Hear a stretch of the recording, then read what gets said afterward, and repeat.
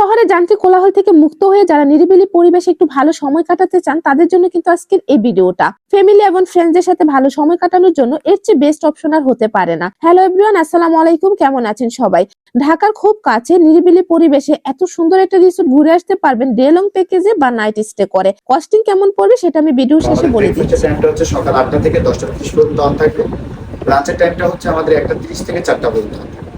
আর dinner টাইমটা হচ্ছে রাত 8টা থেকে 10টা 30 পর্যন্ত। আদারওয়াইজ 24 আওয়ার সার্ভিস পাচ্ছেন আমাদের। ওকে, ঠিক আছে। Okay ma'am. আর এদিকে স্লিপার আছে, এদিকে ওয়াশরুম সবকিছু সেটআপ আছে।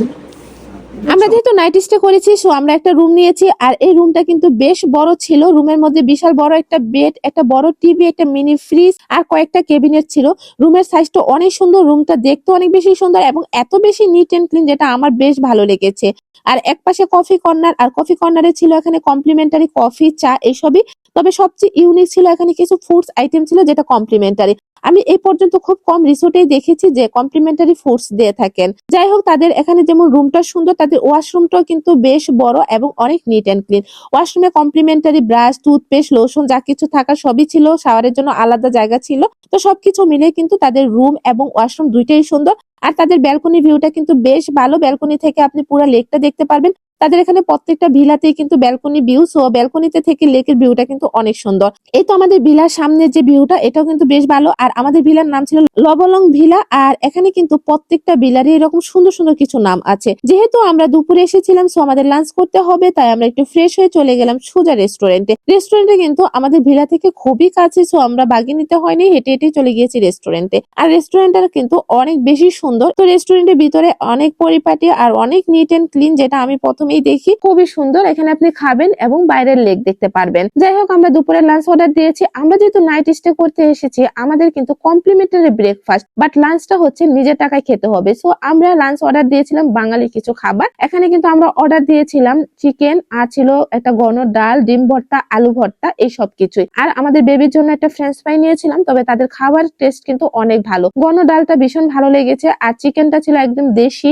বড় মোরগ যেটা, ওইটা তো খেতে ভালো লেগেছে। ডিম ভর্তা, আলু ভর্তা সবই টেস্টি ছিল।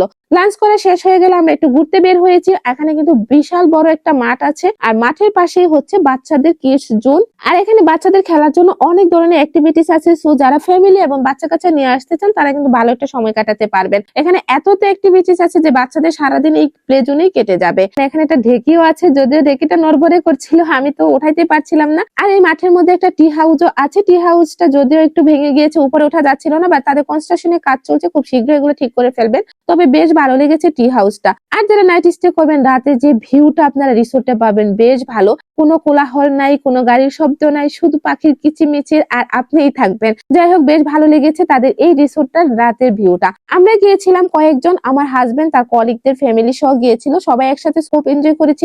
রাতে ঘোরাঘুরি শেষ করে আমরা ডিনার করেছিলাম চাইনিজ আইটেম, সেগুলো আর ভিডিও করা হয়নি। দেন আমরা সকালে ব্রেকফাস্ট করতে চলে গিয়েছি। আর আমাদের ব্রেকফাস্ট কিন্তু কমপ্লিমেন্টারি ছিল, অনেক আইটেম ছিল ব্রেকফাস্টে। বাট যেহেতু আসলে অনেক মানুষ একসাথে ছিলাম সো ভিডিও করতে এত কমফোর্ট না, সবকিছু আমি ভিডিও ক্লিপে নিতে পারিনি। তো চা দিয়ে শেষ করলাম সকালে ব্রেকফাস্টটা।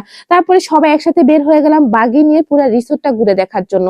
পুরো রিসোর্টটাই কিন্তু লেক ভিউ, মানে বিশাল একটা লেক চার সাইডে। তো আমরা কিন্তু লেক দেখতে দেখতে পুরো রিসোর্টটা ঘুরেছি এবং এখানে কিন্তু ফ্লাওয়ার গার্ডেন ছিল। যাই হোক, তারপর চলে গিয়েছিলাম বোটিং এরিয়াতে। আর আমরা কিন্তু বোটিং করি নাই, কারণ হচ্ছে যেহেতু ছোট বাচ্চা ছিল সো অনেকেই কমফোর্ট না।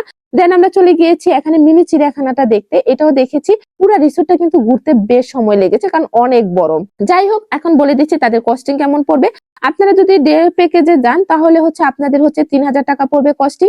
আর যদি নাইট স্টে করতে চান তাহলে আমরা থেকেছি 7500 টাকায়, সাথে কমপ্লিমেন্টারি ব্রেকফাস্ট, তবে এটা কিন্তু ডিসকাউন্ট দিয়ে। দেন আমরা চলে গিয়েছি সুইমিং করতে। তাদের সুইমিং এরিয়া কিন্তু খুব সুন্দর, মানে সুইমিং পুলটা এত ভালো লেগেছে। বড়দের এবং ছোটদের আলাদা সুইমিং পুল। সো আপনারা যারা যাবেন সুইমিংটা মিস করবেন না। দেন আমরা সুন্দর একটা সময় কাটিয়ে পুরা ট্যুর দিয়ে বাসায় চলে আসলাম। ভিডিওটা কেমন লাগলো, রিসোর্টটা কেমন লাগলো কমেন্টস করে জানাবেন। আল্লাহ হাফেজ।